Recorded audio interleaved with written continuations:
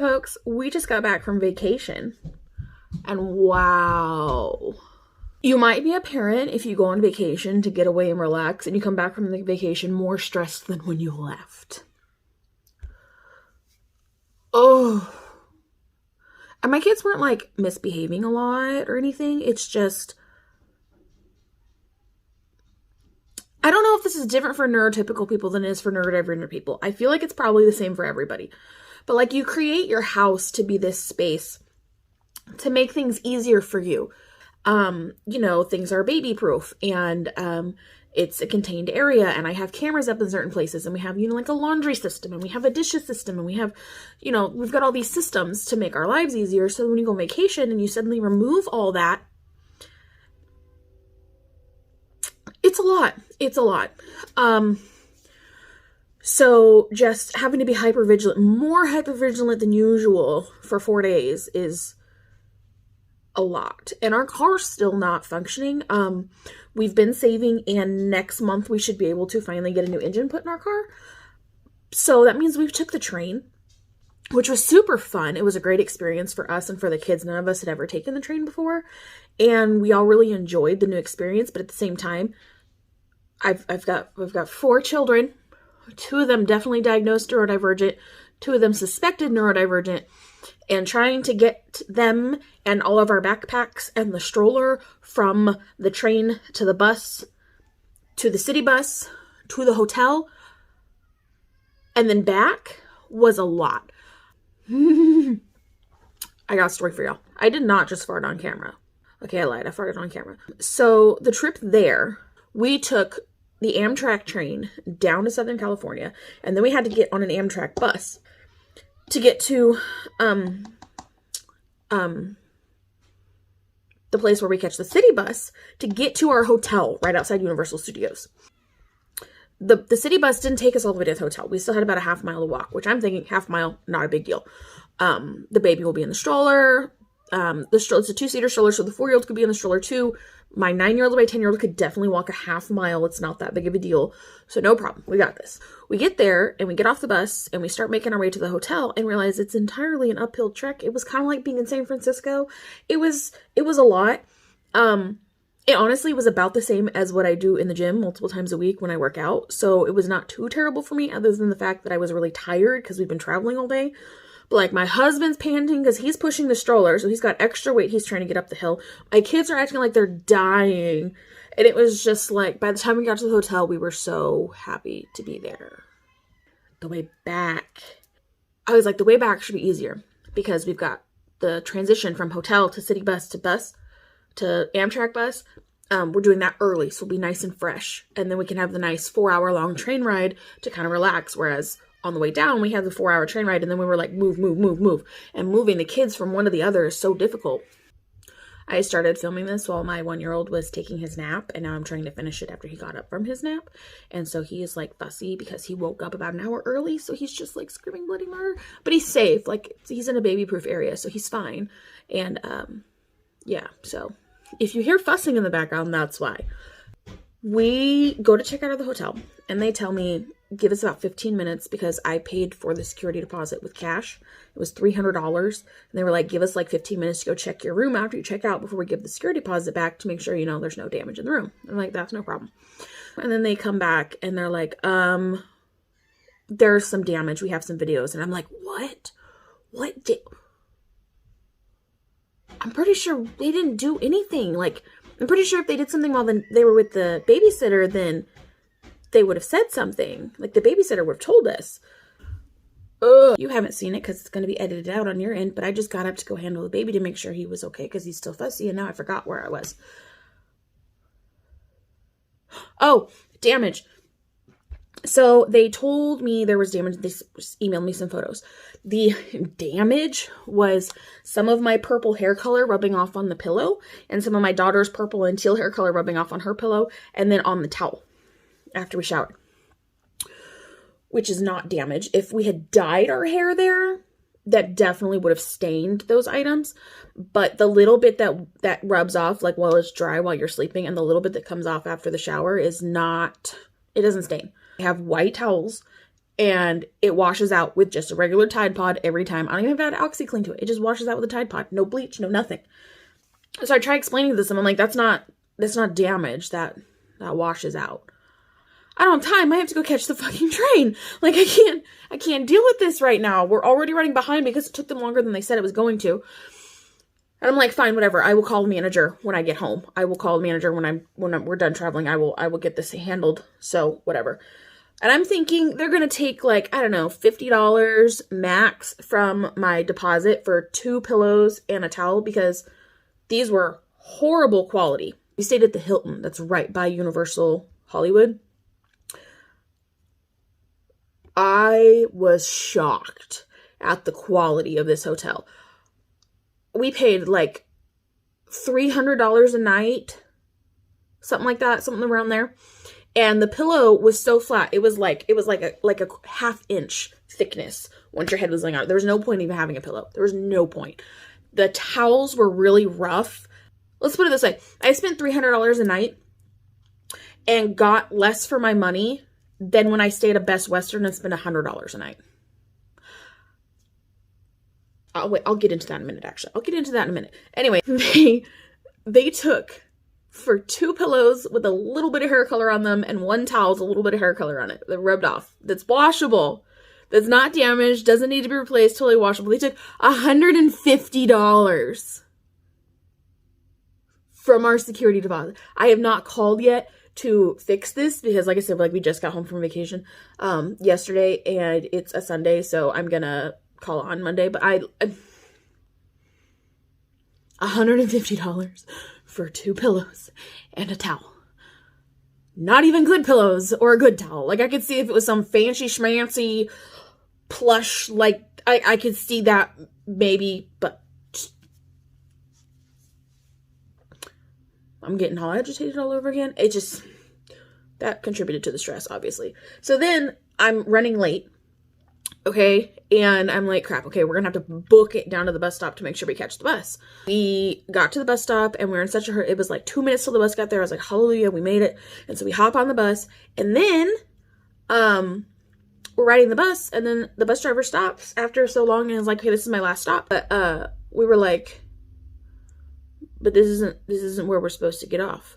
Keep in mind, folks, keep in mind, we're in an unfamiliar city, hundreds of miles from home, with 4 children and 8 backpacks. With limited amount of cash, obviously our bank's nowhere nearby, and to avoid overspending and irresponsible money habits, because I have ADHD and, you know, that can cause a lot of problems. We don't bring our credit cards or debit. We don't bring anything with us. We put money on a prepaid card. That is our, I don't know why it just went out of focus. That is our budget for the trip. So we've used this prepaid card and there was like $30 left on it. And then we have a little bit of cash and that's it. So we're like freaking out because we just got dropped off in the middle of LA and we don't know shit.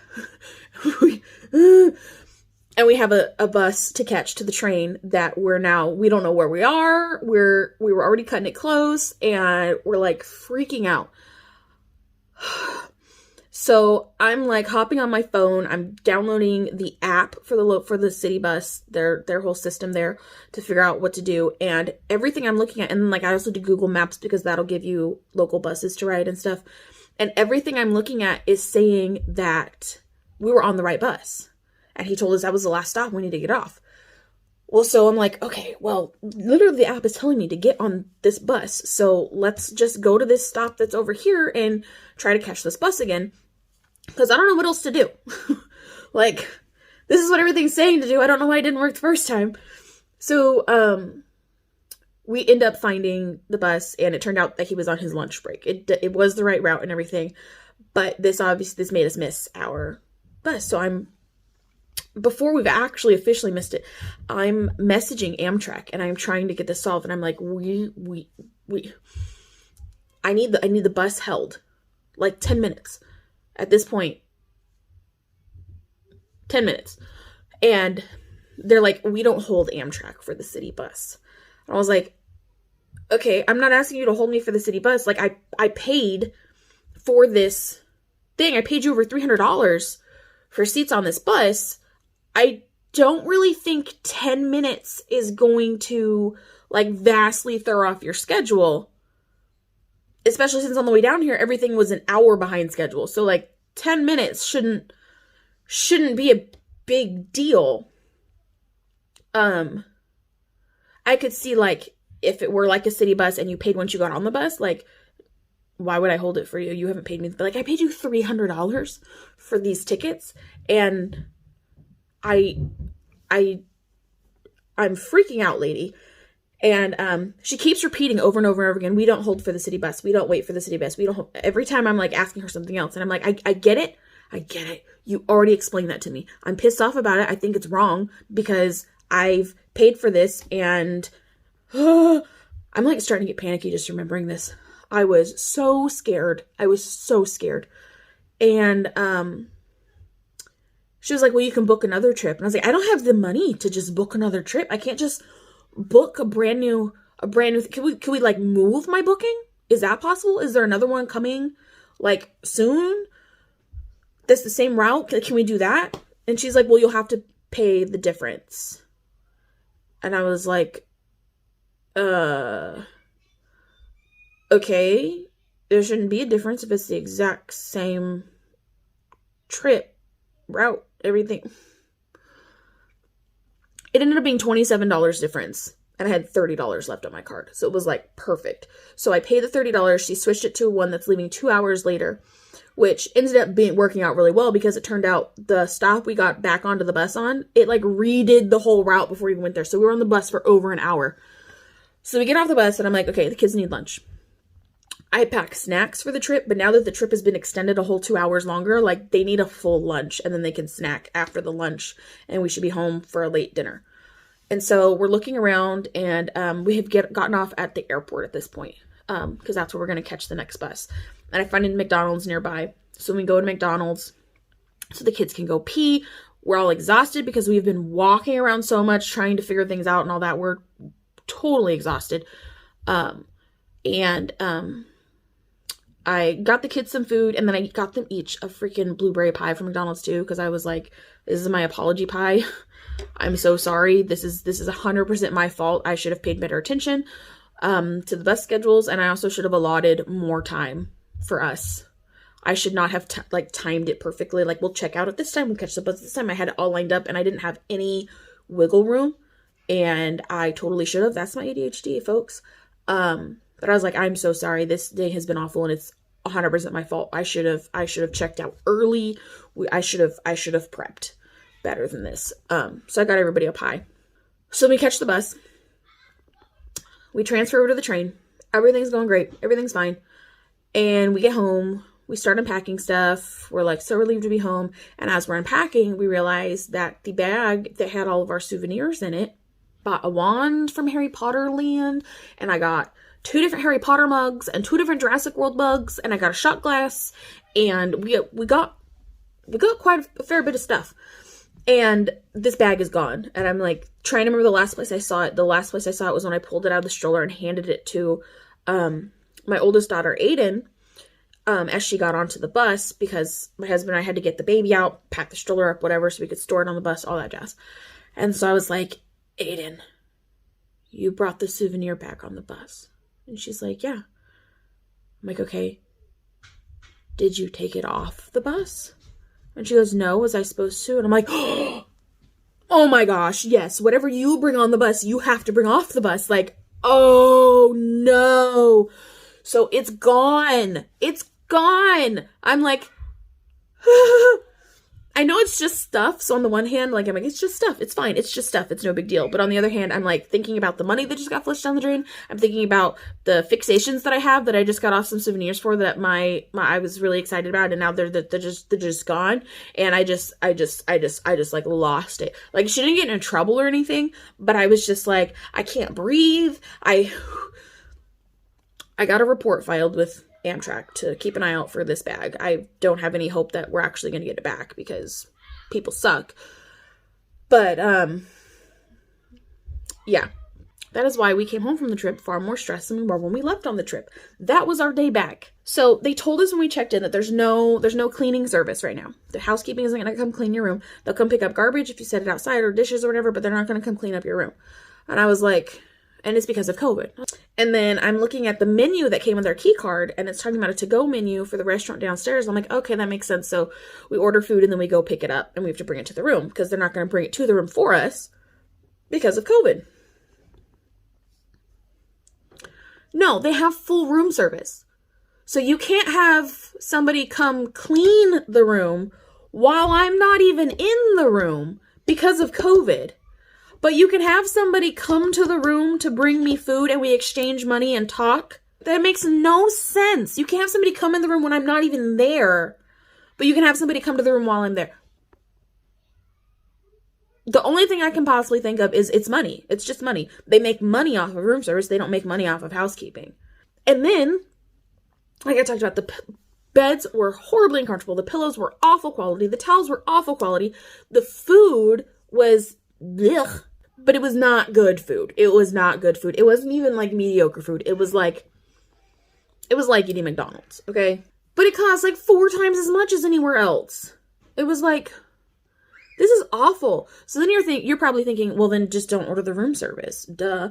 You know what? That was the plan, was not to order room service. We were going to get DoorDash because it was way cheaper. And so we had filled our prepaid card up with a certain amount of money, right?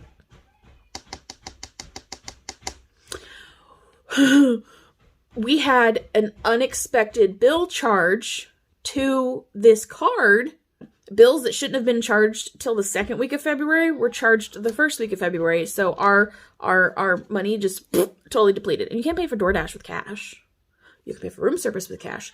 So we got stuck ordering room service, even though it was gross and it was not worth the money at all. So we ended up spending more money than we planned on for the trip, for the food budget part of the trip, because we had to order room service. It was a bad time, you guys. It was such a bad.